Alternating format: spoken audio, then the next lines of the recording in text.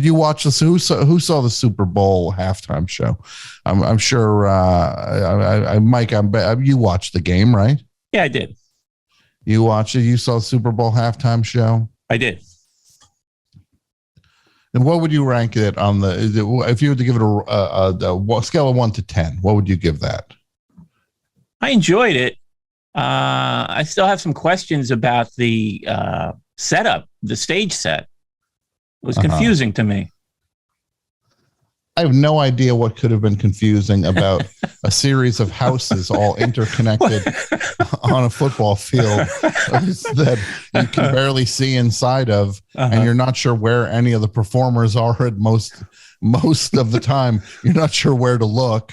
And half the stadium couldn't see from the other side. Yeah, but I can't worry about these rich. I can't worry that Ellen DeGeneres can't see 50 Cent upside down. I understand they have a very large screen, so I'm sure everybody was watching that. I'm sure they probably have a pretty good screen at that stadium. Yeah. State of the art, even. I would say it might even be, yeah. They probably stopped at Best Buy and just said, "What's your biggest screen?" And then they're just like, "This is the biggest one." They're like, "Yeah, we'll take 2 of them." So no, I thought it was a pretty good. Let me find a list of all the halftime. I just want to see a list. We'll go through this through the show. List of Super Bowl halftime shows. I thought it was a good one. I think Prince is still the gold standard for me. Yeah, I would say Prince probably takes the cake. Lady Gaga, that's up there. Mike, you're jumping the line here. I'm going to go year by year. Okay. Sit back. You take a seat. Throwing it out there. Take a seat. We're going to go. Okay, here we go. 1967, Super Bowl 1. Boy, this was a star-studded affair.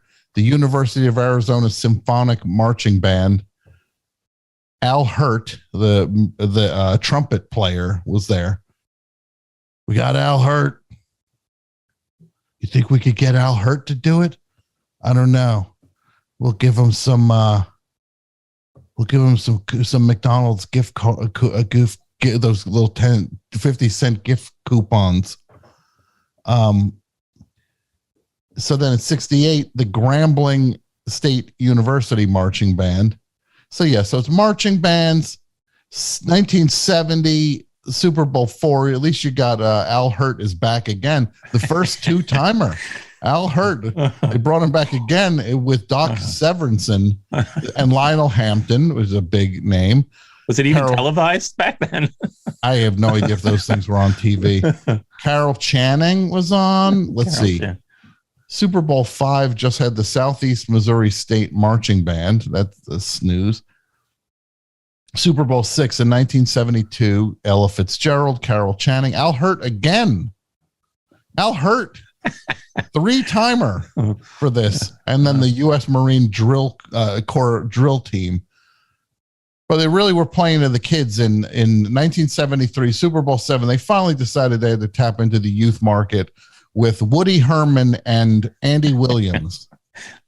Were locked it down. Super Bowl 7, University of Texas Longhorn Band, and along with Miss Texas 1973 on fiddle.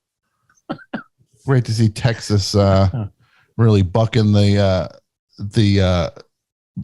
stereotypes there with the Miss Texas on fiddle. Whatever. University of Grambling State University in 1975, Super Bowl 9, did a tribute to Duke Ellington. That's nice. Super Bowl 10 for the bicentennial, Up with People. Let's see. Then Super Bowl 11 in Pasadena in 1977 had the Los Angeles Unified All-City Band with the New Mouseketeers. Well, that's exciting. And what a coincidence that installment was produced by the Walt Disney Company. What a fun coincidence that was that now we have Super Bowl 12, 1978, the Apache Band. Pete found Al Hirt again. Is that the 5th Al Hirt appearance? Back by popular demand. Yeah, this guy's the king of the Super Bowl halftime show. Let's see. Jump forward. Super Bowl 13 had some Caribbean bands. Ken Hamilton. Super Bowl 14, Up With People, back again. Super Bowl 15, Helen O'Connell and the Southern University Marching Band. Super Bowl 16, Up With People again. So Al Hirt and Up With People are the titans of the Super Bowl. He probably had the same agent. Yeah, or the fact that the thing's being booked by 80-year-olds. I would say it's probably just some old timer. Just they like Up With People. Super Bowl 17, Los Angeles Super Drill Team. Yikes! When does it get Up With People? Back in 1986. Oh my goodness! Well, look at this lineup here. Super Bowl 21, at the Rose Bowl. George Burns, Mickey Rooney. Disney characters, and then the Grambling State University and USC marching bands, again produced by the Walt Disney Company. Super Bowl, oh my God! Here we go. Super Bowl 22. This one will get Vic Berger's fedora is going to spin around on this one. Chubby Checker was there. The Rockettes, 88 grand pianos. And the combined San Diego State University Marching Aztecs, California State University Northridge Marching Band, and USC USC Marching Band. So 3 marching bands. Let's see. Then you get to Super Bowl 23. Still like nothing appealing to youth yet. We're we're halfway through all the Super Bowls right now. Super Bowl 23.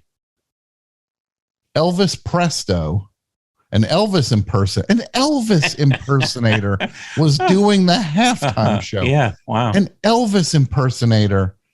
See, I don't even think these were televised. I think, probably not. This is just... Well, no, but they want Mike. And Pat, where are you on the Super Bowl biz? You don't care. You don't like sports. I tuned in just in time for the halftime. Look at this line. Look, this was definitely on TV. Introduction by Bob Costas and a 3D commercial for Diet Coke. Okay. And then they did Rock. Right. Then they do Rock This Town, an audience participation card trick. I'm not joking. An audience participation card trick. Tutti Frutti, Do You Love Me, Devil with the Blue Dress, Great Balls of Fire, Grease Lightning. So when did the young people... What was that year again? 1989. That was 89? Holy cow. MTV's been around for almost 10 years at this point. That's crazy. That does reek of MTV involvement. What does? That whole orchestration, it seems like chaotic, almost like a VMA show or something.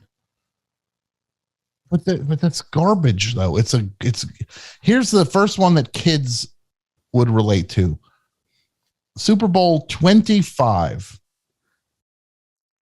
New Kids on the Block performed.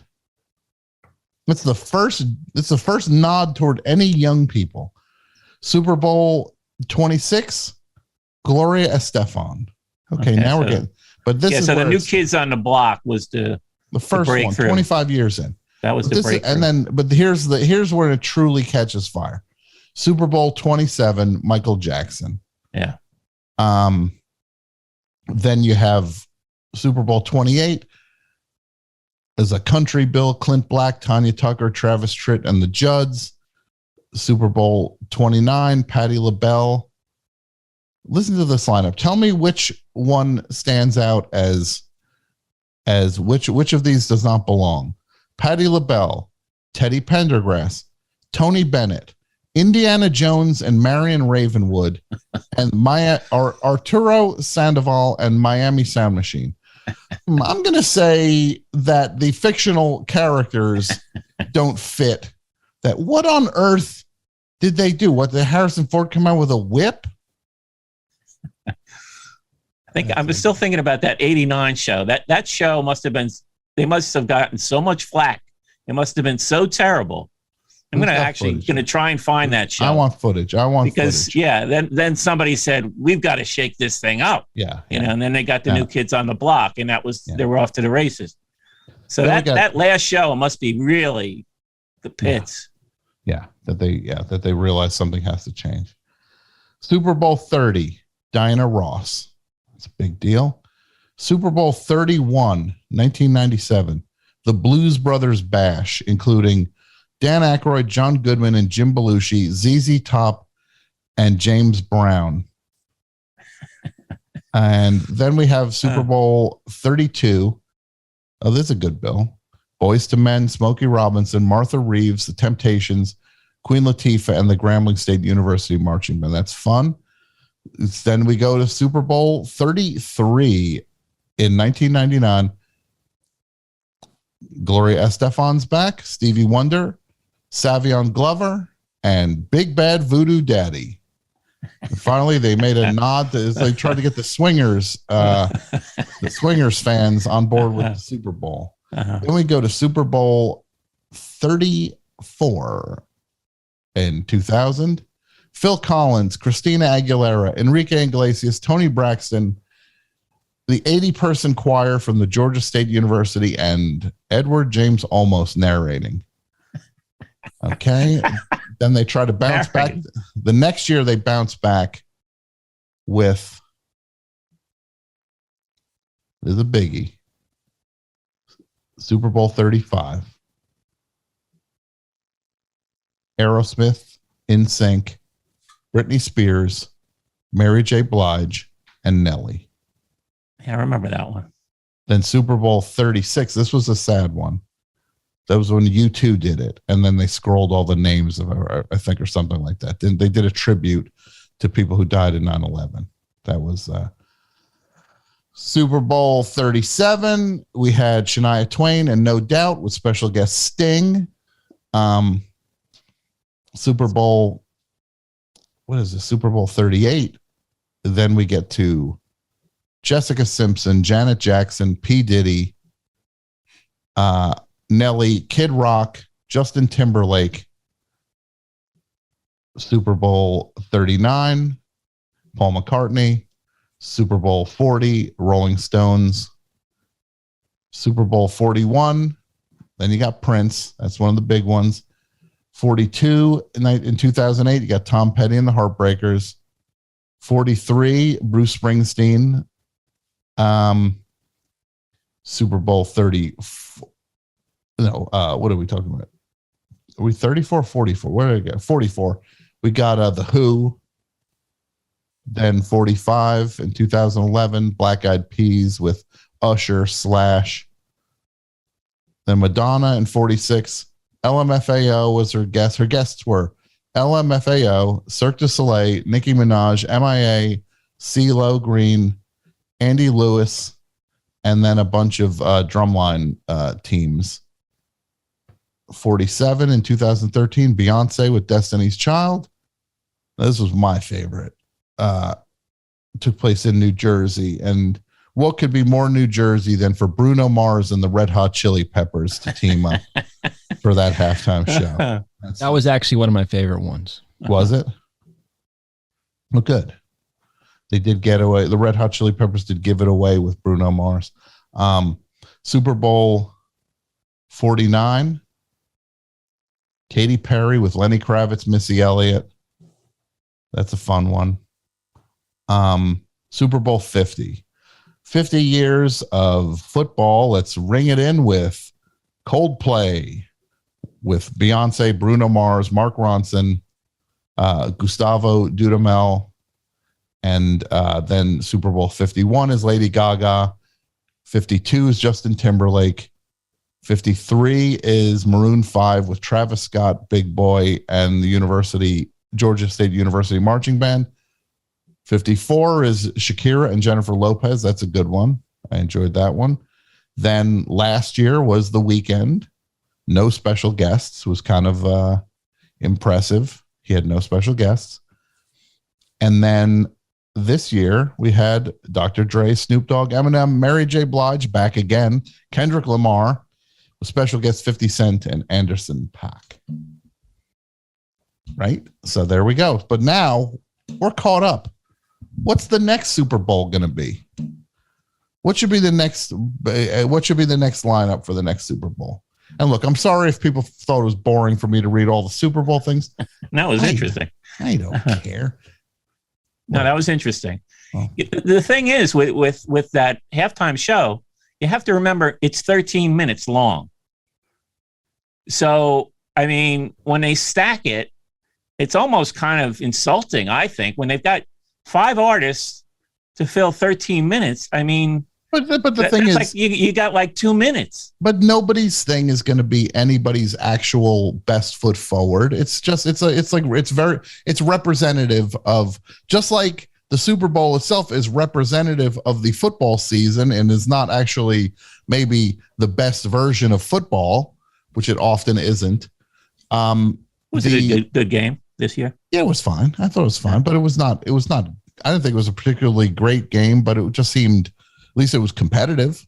Yeah, that's more than you can ask for some years.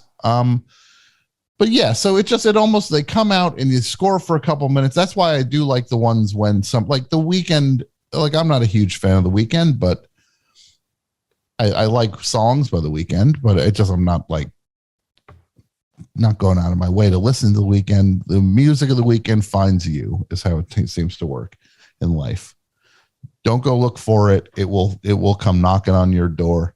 You'll have I can't feel my face will be knocking on your door before you know it. But yeah, The Weeknd held that thing down as a solo performance. I thought that was cool. So did like Lady Gaga did the same thing. Just owning the moment, filling it up. I get the appeal of the star-studded thing that we just saw. I thought it was fun to see all those artists together, and to have an all hip hop bill was fun, and yeah, it was fun. But did you get to see much of the pregame marathon? No. The saddest thing, and it kept popping up. I know he's a buddy of yours, but they seem to be using. You go to Sal Volcano. You go to Sal Volcano from. No, I didn't see him. He was there. No, I didn't. I don't know. Oh, no, I'm talking about your buddy, The Rock. They kept getting in the plugs for, get this new show that's coming out, Young The Rock, or is it just Young Rock? Young Rock. That's been out for a while. Oh, it's already playing? Okay. Oh yeah, it's already. Congratulations for me for not even knowing. Oh look, you got something. Oh, you didn't get to see it yet? Oh my goodness, I'm so envious. You're going to get to watch Young Rock for the first time. Oh, I wish I was you. You can see it. I remember the first time I saw it, I was so thrilled. You're going to get to experience it. I'm so envious. Is it Young The Rock or just Young Rock? No, I don't know. It's called. It's called. There's a reason why I don't watch television anymore, and it's because of shows like that. And look, I'm going to talk more about that. Pat, do we have any calls? We got 4 of them. 4? Yep. Lines 1 through 4? Yeah. Give me 1, please.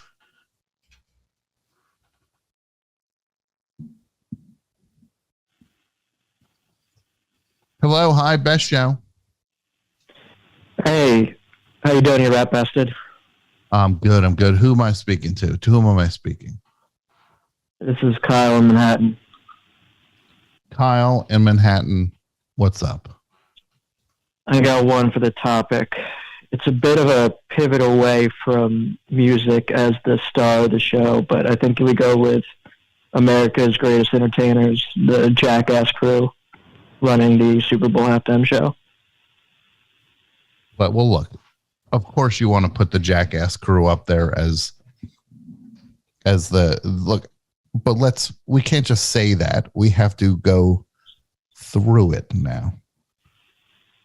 So I was thinking that you could maybe do a little bit of a fake out, like have one like Tyler, the creator, or one of the people they've worked with come out, and then you have the Jackass crew like in a marching band uniform, which they've worn before, and we've seen the marching band at the Super Bowl halftime stuff shows, repeatedly in the past. So what you're saying is a marching band. They don't even let you know it's the Jackass crew doing it. You want the whole thing to be a fake out.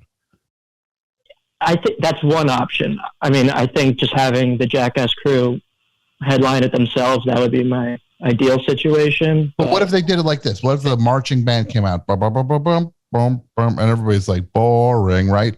And then suddenly we realize that there's like a treadmill going really fast, and you see like the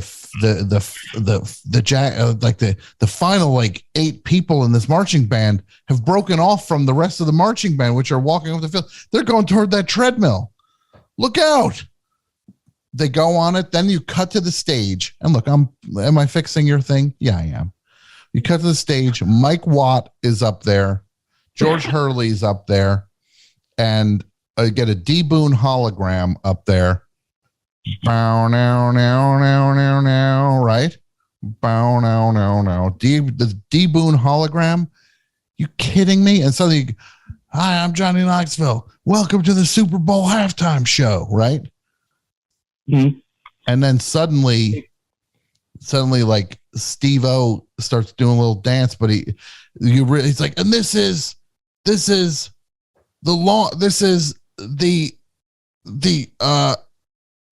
like the springboard 50-yard line, and they're all on the field, and there's like traps underneath it, like launch them up in the air. Like, and it's Steve-O's like, and he gets sent flying. And then while you're all watching Steve-O, Johnny Knoxville changes into his old man costume, right? His Irving Bisman outfit. He's suddenly like, I don't like the Super Bowl. I'm having a hard. And he goes and he sits he's in a booth, and then he goes and he falls all the way out of the booth into the seat. Well, that would maybe not be a safe. I don't know how he could do that and survive. He's in the thing, and he's like, I'm Irvin Zisman, and I'm in the booth, and I'm here. And then we got all the food up here, and they cut to the food thing, and you realize there's all this great food on the table, like this nice spread. Then you realize there's a bowl full of scorpions, right? And then you got Chris Pontius who's like, he's like, he's there, and then they stick a scorpion on his bathing suit area, and it chomps down. And when you're watching that, then you cut down to the field, and Poopies is down on the field, right? Poopies is on the field. And it's Poopies and that new guy, Zach, and then Rachel Wolfman. Is that her name? Wolfson? Rachel Wolfson, yes. And they're on the field, and Sarah Squirm is on the field, and Eric Andre, all the new crew, right? You get the new crew. And then you hear like Miley Cyrus is like, I came in like a wrecking ball. And then she's on a wrecking ball that's hitting all of them. Right there, running from the wrecking ball as it swings around and hits all of them. But Miley Cyrus is on it singing. Thoughts? What do you think? I think you fixed it. I think that's incredible. I mean, right. We've seen those elaborate set pieces they do in the intros and the finales, so we know they can handle it. Yeah, and then we cut to Lance Banks throwing up, right, on the Jumbotron. Yeah. We cut to him throwing up on the Jumbotron. And then you end with a big Johnny Knoxville stunt, like when he would do get launched from a cannon, right? And this is what it is. John Knoxville's like, I'm Johnny Knoxville, and this is the extra point. And he's dressed as a football, right? And then he's dressed as a football, and there's like a giant robotic leg that comes and kicks him literally up and over the goalpost, and he crashes in a thing, and then confetti falls over the whole audience. And that's the end of the halftime show. I don't know. You can go back and play after that. I think you just end it there. Yeah. That's beautiful. Well, that's what we do here, my friend. That's why. And let me just ask, what's your name again? Kyle? Yep. Kyle, you ask yourself this. You hear other podcasts, right? And I don't want you to name names. You have to name names. Name 2 names. What are podcasts you like? Other podcasts you like? I listen to Hollywood Handbook. Mm-hmm. They can't do it. I just a show I used to. They just did. They can't do what I just did. I took it and ran with it. Look, I'm here out on a wire. I'm here out on a wire building this thing. You saw what I just built. You came in here. You said, look at Jackass. That's all you said. Look at Jackass. Oh, so the number 1 movie. Where on earth could you have come up with that idea to get the Jackass crew as the Super Bowl halftime thing? That's the number 1 movie in America right now. And you're like, let them do it. Like if I would have asked you in a different week, you would have said, let's get Spider-Man. you would have said, let's have Spider-Man. Figured there's no way home. Get you 2 in there doing the score. Like if I would have asked you in a couple weeks, you probably would have been like, yeah, let's get Gal Gadot and The Rock in there. Like I figured they must have some piece of garbage movie coming out. Death on the Nile Super Bowl halftime show. You would have said Death on the Nile let's get Death on the Nile. Like a month and a half ago, you would have said, let's do Matrix 4. And look, Kyle, this is not how you sound. You don't sound. Anytime somebody's like, oh yeah, and then I was talking to my brother, and then my brother was like, what do we go through this thing? Like it's always like they do the most insulting impression of somebody. It's like, boy, this is a balanced recount I'm getting here of whatever story you're telling. Do you ever do that, Kyle? When you're like, yeah. And then I go and I talk to the guy at this. I'm trying to talk to the guy at the store, saying like, no, I ordered the food an hour ago. And he's like, well, I don't know what time did you order the food. What time did you order it? Like anytime you do that voice, it's pretty clear you're the hero of this story and you're now bringing the villain to life. It's never like, and then my car then I got the flat and I couldn't get the jack to work because jack was broken. And then a car pulled over and then someone came out and they're like, well, do you need help putting your tire on? And help you do it. I can help you change the tire. I got a new jack in my car. No, never that. All right, my friend. You have a great smarter voice. Get off my phone. We're done with you. All right. We're done with you.